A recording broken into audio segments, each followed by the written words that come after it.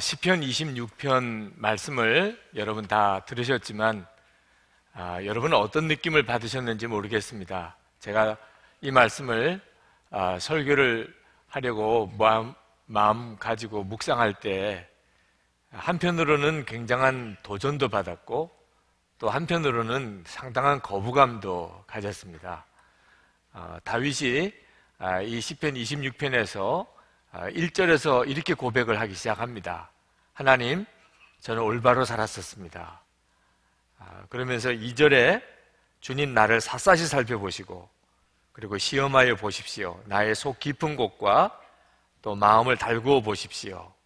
3절에 보면 주님의 진리를 따라서 살았습니다. 6절에 보면 내 무죄함을 드러내며 12절에 보면 내가 선 자리가 든든하오니 라고 말했습니다. 어떻게 그렇게 말할 수가 있죠, 사람이? 그것도 하나님 앞에서.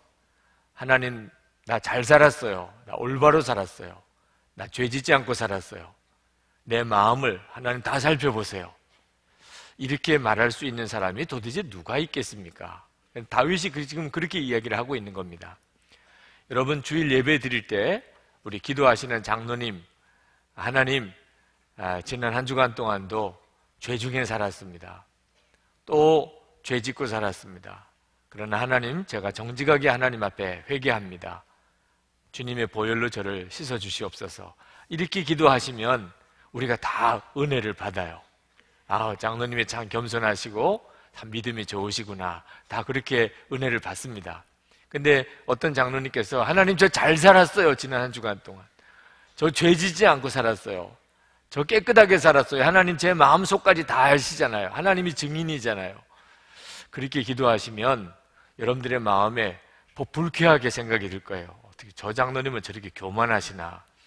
아니, 어떻게 하나님 앞에서 잘 살았다, 나 죄 안 짓고 살았다, 그렇게 말씀하시나? 그런 느낌이 여러분들 드시지 않겠어요? 다윗이 지금 하나님 앞에 그렇게 지금 말을 하고 있는 겁니다. 성경은 모든 사람이 다 죄인이라고 분명히 말씀하셨어요. 시편 14편 3절에 보면 다 치우쳤으며 함께 더러운 자가 되고 선을 행하는 자가 없으니 하나도 없도다. 로마서 3장 10절에 기록된 바 의인은 없나니 하나도 없으며. 성경은 분명히 이 세상에 하나님 앞에서 나 의롭게 살았다고, 나 올바르게 살았다고 말할 수 있는 사람은 한 사람도 없을 거라고 그랬습니다. 자, 그러면 이 시편 26편은 어떻게 제가 설교를 해야 하는 거죠? 도대체 다윗은 도대체 무슨 정신으로 이렇게 이야기를 한 거죠? 말씀을 묵상하면서 하나님께서 바로 그것이 오늘 우리에게 하나님이 주시려는 놀라운 메시지라고 하는 사실을 깨닫게 하셨습니다. 여러분, 이 시편 26편은 얼핏 보기에는 다윗이 자기가 의롭게 살았고 올바로 살았고 죄 짓지 않고 살았다는 사실을 하나님 앞에 이렇게 아주 담대하게 선언하고 고백하는 것처럼 그렇게 읽어집니다. 얼핏 읽으면 그렇습니다. 그러나 자세히 말씀을 묵상해 보면 이 시편 26편은 간증입니다. 다윗의 간증이에요. 다윗이 어떤 죄인인가를 우리도 다 잘 알죠. 다윗이 죄를 지은 것을 우리가 다 잘 압니다. 다윗도 별수 없이 죄인인 인간일 뿐입니다. 그런데 그런 다윗이 하나님 앞에서 하나님, 나 올바로 살았었습니다. 하나님, 나 죄 짓지 않고 살았습니다. 내 마음속까지 하나님이 다 아시잖아요. 이렇게 고백할 수 있게 만드시는 그 하나님을 시편 26편은 우리에게 말씀해주고 있는 것입니다. 다윗이 훌륭하다는 게 아니에요.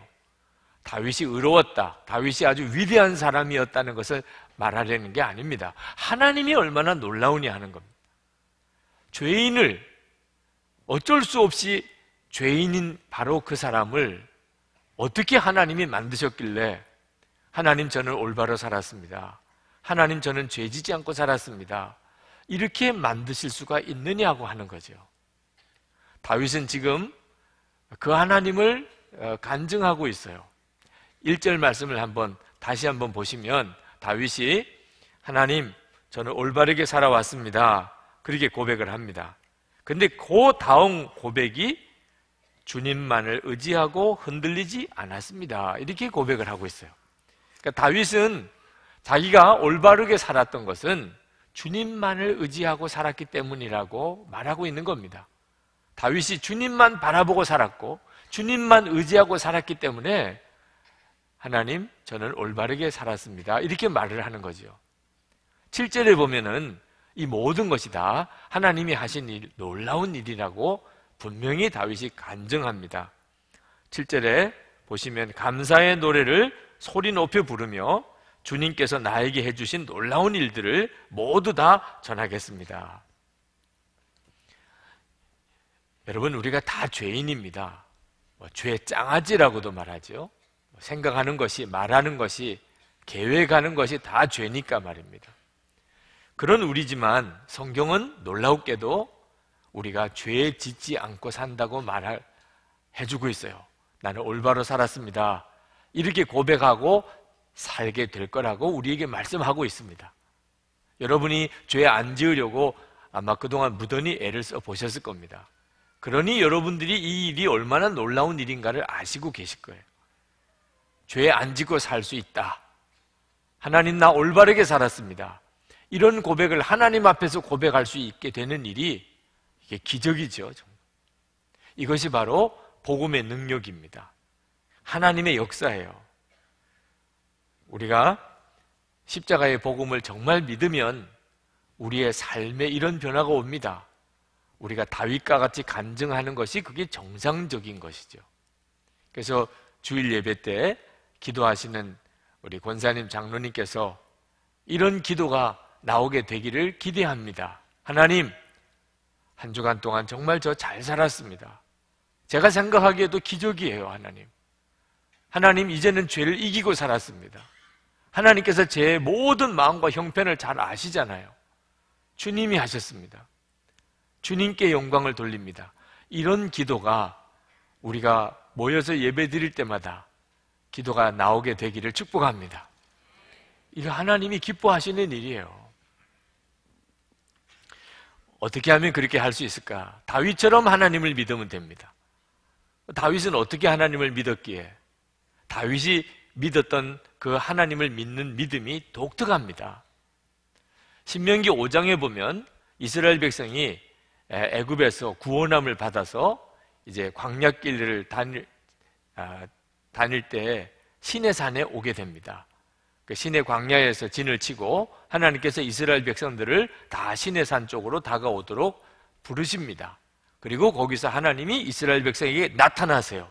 처음 하나님이 하나님 자신을 이스라엘 백성에게 드러내 보여주십니다. 자, 이런 놀라운 하나님의 역사를 경험하고 이스라엘 백성들의 반응이 어땠냐 하면은 그 이스라엘의 모든 수령과 장로들이 모세에게 와서 말하기를 무서워 죽겠다는 거예요. 도무지 죽을 것 같아서 견딜 수가 없다는 겁니다. 그러니 우리들은 다시 우리 텐트를 쳐놓은 그 들판으로 우리 돌아가겠다. 당신만 하나님께 가서 하나님 만나고 하나님 말씀 듣고 우리는 당신이 그저 전해주기만 하면 듣는 것으로 우리 만족하니까 우리는 도무지 이 하나님, 임재하시는 하나님 감당을 할 수가 없다고 뒤로 물러가겠다는 거예요. 하나님을 만나 뵙는 일이 얼마나 놀라운 일인데 이스라엘 백성들은 스스로 물러가겠다는 겁니다. 무서워 죽겠다는 거예요. 그때 하나님께서 그 이스라엘 백성들의 말을 들으시고 모세에게 이렇게 지시하십니다. 신명기 5장 30절에 보면 가서 그들에게 각기 장막으로 돌아가라 이르라. 돌아가라 그러면 무서워서 죽겠다고 그러면 돌아가라고 그러세요. 그런데 그 다음 바로 31절에서 모세에게 모세야 너는 가지마. 너는 여기 나와 함께 있으라 라고 말씀하십니다.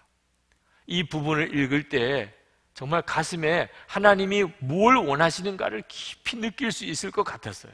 하나님이 정말 원하시는 것은 이스라엘 백성들과 함께 하는 것입니다. 하나님은 이스라엘 백성을 구원하시고 이스라엘 백성과 가까이 이스라엘 백성과 함께 그렇게 살고 싶어 하셨어요. 이스라엘 백성들이 싫어했어요.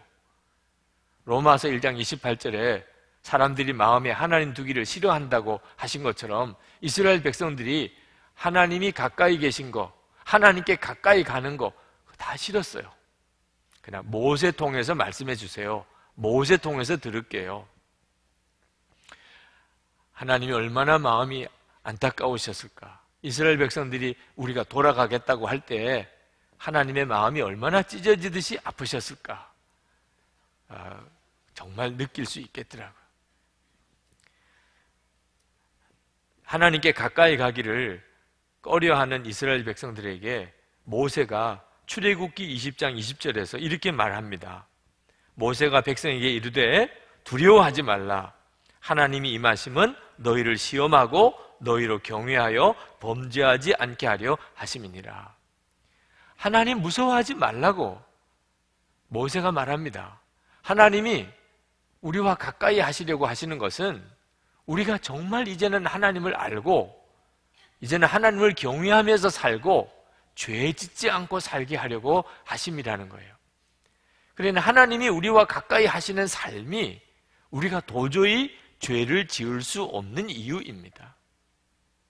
우리는 다 죄인이에요. 우리의 육신 자체가 죄에 아주 쩌들러 있습니다. 그러나 그런 우리임에도 불구하고 하나님이 우리와 가까이 계시는 것을 알게 되면, 하나님을 가까이 모시고 동행하고 살게 되면 죄를 지을 사람이 없다고 말입니다. 하나님이 함께 계시는 것을 알고 어떻게 죄를 짓고 살아요? 이것이 바로 하나님께서 이스라엘 백성들에게 가까이 하시려고 하시는 뜻이었습니다. 그래서 죄 짓지 않고 살게 하며 정말 이제는 축복의 삶을 살게 만들려고 하시는 것이 하나님의 뜻이었어요.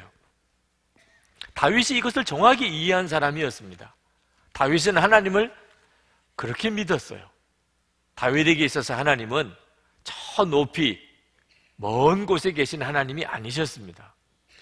우리가 이미 다 살펴보았지만 시편 16편 8절에 다윗은 내가 여호와를 항상 내 앞에 모시며 그가 나의 오른쪽에 계심으로 내가 흔들리지 아니하리로다. 다윗은 하나님을 항상 눈앞에 모시고 사는 그런 사람이었어요. 하나님은 그렇게 믿어야 된다고 생각했어요. 그게 하나님을 기쁘시게 했던 겁니다. 하나님이 정말 원하는 것이었으니까. 오늘 시편 26편 2절에도 보면 주님 나를 샅샅이 살펴보시고 시험하여 보십시오. 나의 속 깊은 곳과 마음을 달구어 보십시오. 다윗은 하나님께 정말 자기 마음을 다 열어 보이고 싶었고 또 그렇게 하기를 원했고 그래야 하나님을 진짜 믿는다고 분명히 믿었습니다. 3절에 보면 나는 주님의 한결같은 사랑을 늘 바라보면서 주님의 진리를 따라서 살았습니다. 다윗은 주님을 늘 한결같이 바라보면서 그러면서 주님을 따라 살았다고 그렇게 고백을 합니다. 여러분, 우리가 하나님을 바로 믿는 것은 바로 다윗처럼 이렇게 믿는 것입니다. 하나님은 절대로 막연하게 믿을 대상이 아니고 지금 나와 함께 계시고 살아 계시고 나와 동행하시고 나는 항상 주님을 바라보며 사는 그런 믿음을 하나님이 원하시는 것입니다. 그래서 우리에게 십자가 복음을 주셨고 또 약속대로 성령님이 우리 안에 오신 것입니다. 요즘 우리식으로 말하면 24시간 예수님을 바라보며 또 그것을 일기로 쓰며 사는 거죠. 여러분, 이 다윗의 시편이 전부 영성 일기입니다. 다윗이 썼던 영성 일기예요. 우리가 매주 한 편씩을 읽어가는 것이 다윗의 영성 일기를 읽는 것입니다. 우리가 이렇게 하나님과 친밀히 교제하고 동행하고 가까이 계신 하나님을 믿고 살면 우리가 온전한 삶을 살게 됩니다. 죄 짓고 살 수가 없어요. 어느 교회 연구소에서 서울의 아주 큰 교회 교인들을 대상으로 설문조사를 해서 통계를 냈습니다. 아주 의미 있는 통계를 냈어요. 교인들 중에 25%가 매주일 교회에 나와서 예배 드리는 게 아니더래요. 오늘 여러분 대단하신 분들입니다. 그러나 혹시 지난주에 안 나오셨다가 오늘 나오신 분은 약간 마음에 뜨끔하실 겁니다. 25% 정도가 매주일 나와서 예배 드리는 건 아니더라는. 30%는 주중에 한 번도 기도하지 않았던 사람들이라고 하더래요. 여러분, 지난 주간에 한 번도 기도 안 하신 분 30%는 된다 그 말. 40%는요 지난 주중이 아니고 아주 예수 믿고 지금까지 한 번도 기도를 해본 적이 없었다. 교회만 다녔지. 새벽기도 좋은 말 할 때 나오세요. 이 부류에 들어가지 마시고. 50%에 해당되는 사람은 성경을 또 한 번도 안 읽어봤다는. 교회에 와서 그저 성경 말씀을 들어본 적은 있어도 자기가 한 번도 성경은 읽어본 적이 없다. 50%. 55%는 헌금을 부담스럽게 생각한다. 헌금을 부담스럽게. 70% 되는 사람들은 교회 학교 교사나 또는 성가대 찬양대원이나 또는 속장이나 교회 안에 어떤 직책을 맡아서 섬겨본 일이 없다. 75%가. 85%는 한 번도 전도를 해본 적이 없다. 그런데 아주 놀라운 것은 100% 교인들이 다 천국은 꼭 가야 되겠다고 그렇게 생각한다는 겁니다. 얄미워요, 진짜. 그죠? 그런 거 보면 진짜 얄미워요. 평소에 신앙생활 하는 것은 다 그렇게 하면서도 천국은 다 100% 가야 된다고 생각한다는 거예요. 근데 여러분, 천국에 가는 것은 어떻게 가는 거죠? 여기서 사는 그대로 천국에 가는 것 명심해야 합니다. 여기서 사는 것은 적당하게 살고 죽고 난 다음에 천국 가서는 바로 사는 것 없어요. 여러분이 정말 천국에 갈 그 사람인지는 지금 압니다. 여러분의 삶이 천국의 삶을 사는 거죠. 오늘 다윗의 고백을 가만히 읽어보면 다윗은 천국의 삶을 살고 있는 것을 우리가 알게 됩니다. 4절, 5절을 보시면 나는 헛된 것을 좋아하는 자들과 한자리에 앉지 않고 음흉한 자들과도 어울리지 않았습니다. 나는 악인들의 모임에서 그들과 어울리기를 싫어하고 한자리에 있지도 않았습니다. 이미 예수님을 모시고 주님과 동행하고 사는 사람은 지금 여기서 사는 그대로 천국의 삶을 삽니다. 예수님과 함께 사는 것이 바로 천국의 삶입니다. 세상에서 전에는 세상 사람들과 어울리는 것도 재미라고 생각했는데 이제는 벌써 느낌이 다릅니다. 이제는 악한 일, 죄 짓는 일은 함께 하기도 싫고 또 그런 일을 엮이기도 싫고 그런 사람들과 앉아 있는 것도 싫습니다. 우리 주님이 싫어하는 일은 나도 그냥 싫은 거예요. 이거 얼마나 놀랍습니까? 이제는 정말 도저히 죄 짓고 살 수 없는 사람이 됐다 그 말이에요. 그냥 하고 싶은 일은 그냥 주님 찬양하고 그리고 주님을 증거하는 일만 하고 싶어요. 6절, 7절에 보면 주님의 제단을 두루 돌면서 감사의 노래를 소리 높여 부르며 주님께서 나에게 해주신 놀라운 일들을 모두 다 전하겠습니다. 그냥 주님 찬양하고 주님 증거하고 주님 전도하고 그렇게 살고 싶다 그 말입니다. 예배 드리는 게 너무 좋아요. 교회에 오는 게 너무 좋아요. 8절에 보면 주님께서 계시는 집을 내가 사랑합니다.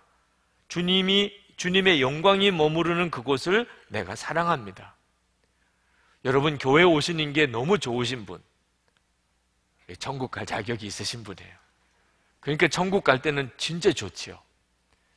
오늘 끌려오신 분 깊이 생각하고 기도하시기 바랍니다. 천국은 여기보다 비교가 안 되게 예배가 많아요. 잘 생각하셔야 돼요. 천국을 꼭 가야 될지. 교회에 오는 게 부담되고 싫은 분들은 천국은 깊이 생각하고 가셔야 합니다. 벌써 여기서 내가 천국 갈 사람인지 아닌지 구분이 됩니다. 예수님을 알고 나면 그러면 심판이 있다는 것을 알게 됩니다. 하나님이 계시고 심판이 있다는 걸 알게 됩니다.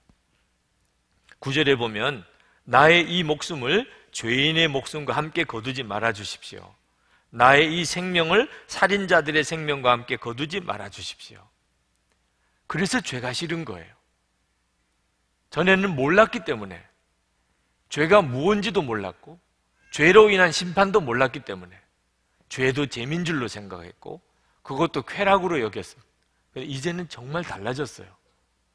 심판을 알고 나니까 이제는 정말 죄 짓고 싶지도 않고, 죄라고 그러면 그냥 떠나고 싶어요. 도저히 이제는 내가 죄 짓고 살 수가 없게 되어버렸어요. 이것이 기적이죠. 우리의 삶 속에 가장 놀라운 기적입니다. 내가 어떻게 이렇게 살 수 있게 됐을까? 물론 우리가 온전히 산다는 것, 죄 안 짓고 거룩하게 산다는 것은 우리 능력으로 되는 일이 아닙니다. 전적으로 주님이 해주셔야 될 일입니다. 마태복음 19장 26절에 예수께서 저희를 보시며 가라사대 사람으로는 할 수 없으되 하나님으로서는 다 할 수 있느니라. 여러분이 여러분의 스스로 죄 짓지 않고 살고 여러분이 아무리 노력해도 거룩하고 의롭게 살 수 없었다고 해서 낙심하지 마세요. 그건 이미 예수님께서 사람으로는 할 수 없으되 그러셨어요. 그러나 하나님은 하실 수 있잖아요. 여러분, 천지 창조 누가 하셨어요? 하나님이 하셨죠. 홍해를 누가 가르셨나요? 하나님이 가르셨죠. 오병이어의 기적은 누가 이루셨나요? 주님이 하셨죠. 우리를 죄 짓지 않게 만드실 수 얼마든지 있으시죠. 우리는 할 수 없지만 우리와 함께 계시는 주님은 얼마든지 하실 수 있는 거죠. 그러므로 여러분이 어쩔 수 없이 죄 짓고 사는 거야, 사람인 이상 어떻게 완벽할 수 있어, 이런 말 하지 말아야 합니다. 우리 안에 오신 예수님께서 나로 하여금 다윗과 같이 고백하게 만들어 주신다, 그 말입니다. 영국의 신문기자였던 헨리 스탠리라고 하는 분은 철저한 무신론자였습니다.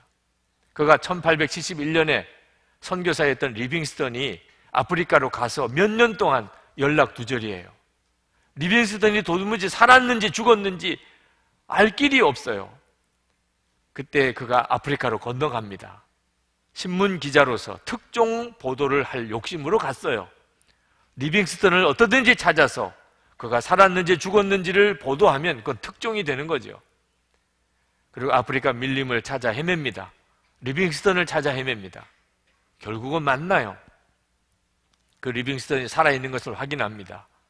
그리고 10개월 동안을 리빙스턴과 같이 지냅니다. 그래야 뭘 보도할 수 있는 무슨 기사거리가 나올 거 아니겠습니까? 근데 그 10개월 동안에 이 스탠리라고 하는 신문기자가 사람이 완전히 바뀌어버립니다. 그가 이렇게 썼어요. 당시 나는 런던에서 가장 유명한 무신론자로서 편견을 갖고 아프리카로 들어갔습니다. 그러나 그곳에서 리빙스턴과 10달을 지내면서 나 자신을 향한 반성의 시간을 갖게 되었습니다. 처음에는 이 고독한 노인을 보고 스스로에게 질문해 보았습니다. 도대체 이분은 왜 여기 와서 저 고생을 하고 있는 거야? 정신이 나간 건가? 아니라면 뭐 때문이지? 무엇이 그를 저렇게 감동시키고 있는 거야? 시간이 지나면서 나는 그분이 성경에 기록된 말씀대로 생활하는 것을 보고 깜짝 놀랐습니다. 모든 것을 버리고 나를 따르라 라는 말씀을 그대로 실천하고 있었습니다.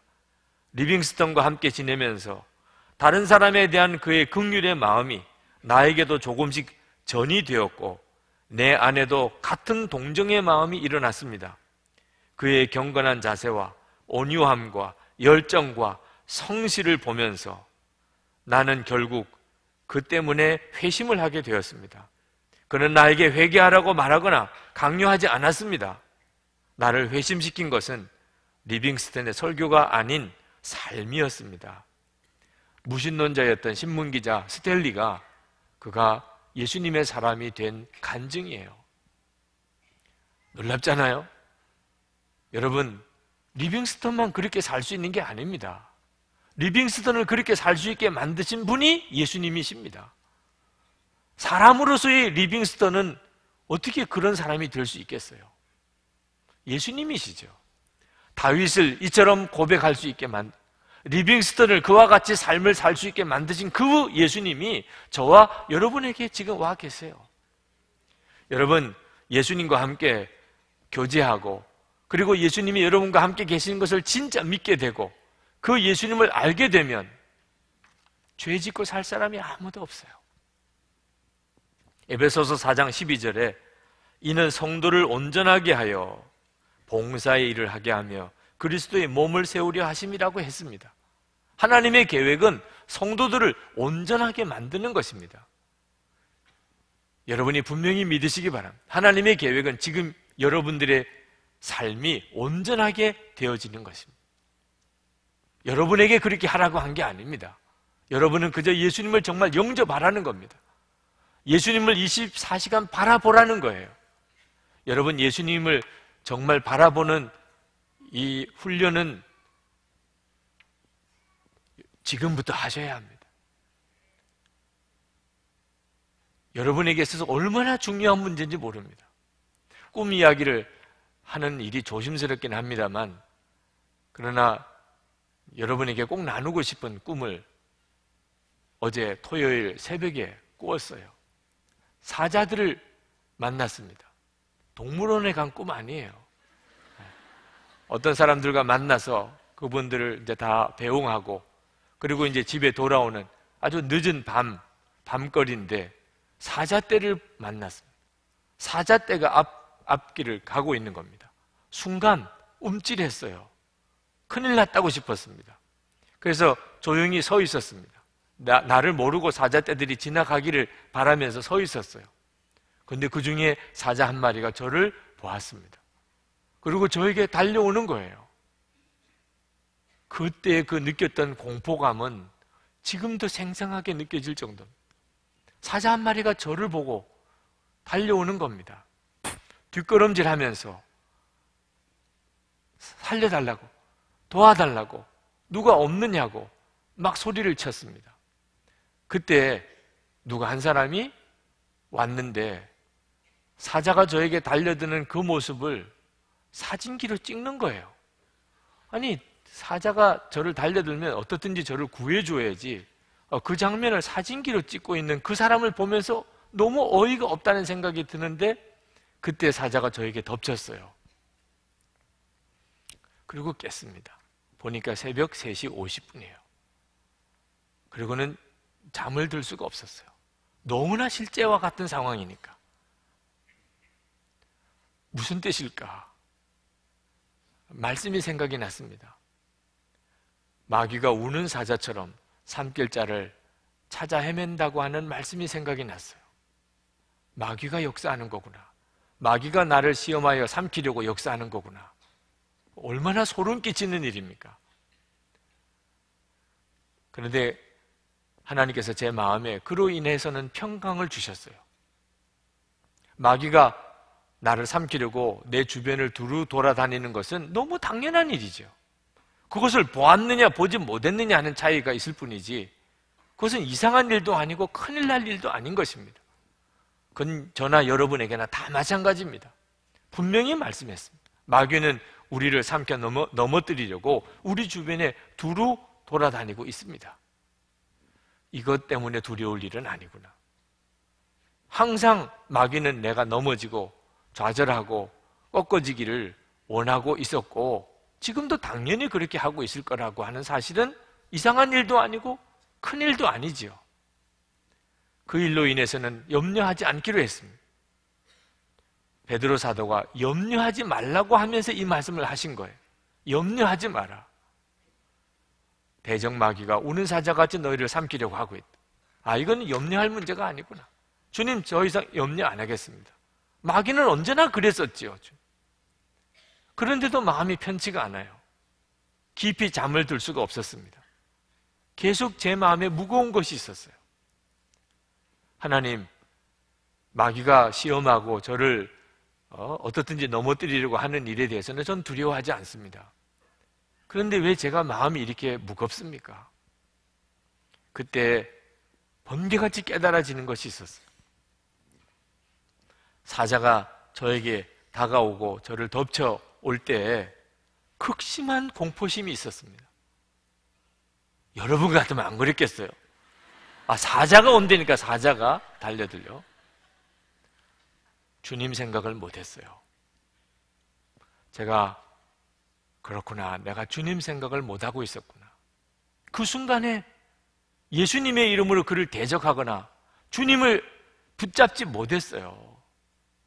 제 마음속에는 그냥 극한 두려움밖에 없었어요. 누가 나를 도와줘야 될 텐데, 사람들이 와서 나를 좀 도와줘야 될 텐데, 그 생각밖에 없었어요. 그리고 깼어요. 아침에 일어나서 하나님 앞에 나가서 기도했습니다. 하나님께서 제가 가지고 있는 영적인 상태를 그대로 보여준 것이라고 생각이 들었습니다. 그동안에 그렇게 24시간 예수님을 바라보라고 설교했고, 저도 또 그렇게 살기를 원했지만 아직까지 제가 가지고 있는 영적인 상태가 어느 상태인지를 주님이 보여주시려고 하시는 것이었어요. 사자가 달려드는 그 순간에 진짜 주님이 필요한 순간이죠. 정말 그 순간이야말로 주님이 필요한 순간이죠. 그러나 그 상황에서는 주님이 생각 들기보다는 극심한 공포심만 제 마음속에 있었어요. 그러면 24시간 주님을 바라본다는 게 무슨 의미가 있는 거죠? 여러분, 우리가 살아가는 동안에 정말 넘어질 수밖에 없는 유혹이 다가올 때가 있습니다. 완전히 내 정신이 아닐 만큼 그런 유혹이 다가올 때가 있단 말입니다. 그때 예수님을 바라볼 수 있어야죠. 우리가 살아가는 동안에 이제는 내가 죽었구나, 이런 순간이 오는 극심한 공포심이 우리에게 다가올 때가 있습니다. 그때 주님을 바라볼 수 있어야죠. 우리 주님이 우리에게 원하시는 것이, 우리를 정말 구원해 주시기 위해서 우리 가운데 오신 주님은 우리가 유혹을 받을 때, 우리에게 두려운 일이 생길 때, 그때 우리가 주님을 바라봄으로 넘어지지 않게 하시려고 우리에게 오신 것입니다. 그러나 실제로 우리가 평소에는 주님을 바라보는 것 같다가 유혹이 올 때나 또는 두려운 일이 생길 때는 주님을 금방 놓쳐버리게 됩니다. 그러므로 여러분, 주님 바라보는 일은 지금 훈련하셔야 하는 겁니다. 여러분이 항상 주님을 바라볼 수 있는 그런 사람이 되어야 넘어지지 않는 사람이 됩니다. 도저히 죄 지을 수 없는 사람이 됩니다. 하나님은 우리에게 그렇게 하기를 원하세요.